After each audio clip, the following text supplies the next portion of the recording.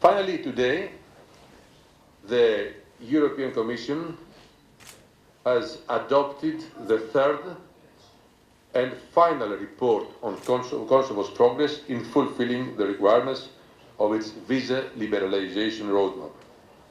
Only 8 outstanding requirements remain.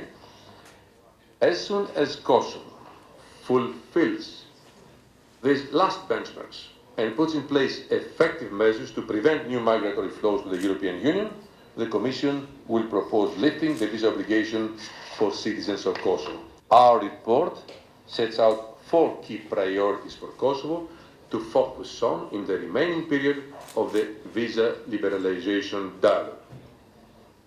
Transferring a sufficient number of judges to courts' serious crime departments, building up a track record of investigations, court rulings and confiscations in serious organized crime and corruption cases, ensuring the operational independence of the Public Procurement Review Body and Public Procurement Regulatory Commission, and demonstrating that the legislation on name changes has been implemented. Our assessment is that all the remaining recommendations can be done in a relatively short time, in a matter of weeks, that they can be done by early 2016. There will be no more reports and there will be no more benchmarks. So this is it. Commissioner Avramopoulos said that he will be in Kosovo early 2016 for himself to take stock of the progress made. And we hope that at that time he will be able to make a proposal. If Kosovo authorities keep to positive momentum and step up their efforts in order to fulfill these few remaining recommendations, the Commission will, as I said, be in a position to make a proposal. After that, it will be to the Member States and to the European Parliament to finally decide. I believe the European Union is engaged with Kosovo in a very constructive manner, and we treat Kosovo as a partner.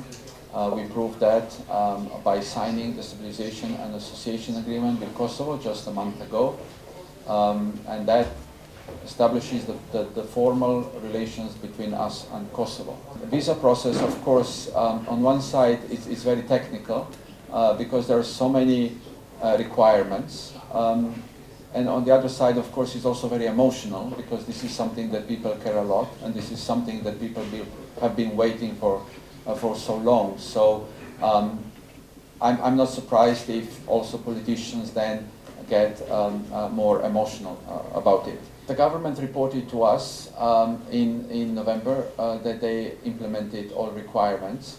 However, when we looked through from our glasses, from our side, we found out that these few remaining recommendations are still to be implemented. So some are details, but for us are important details, especially on the name change. For instance, it is true the government changed the law, it is true the government changed the secondary legislation, but given that so many times we get stuck with implementation here in Kosovo, we are now asking that we see how this is implemented, so that it's really implemented the way how it was meant. So that's why maybe you have different views when the government believes they did everything, but we came back and we say, sorry, but we want to see how this is implemented.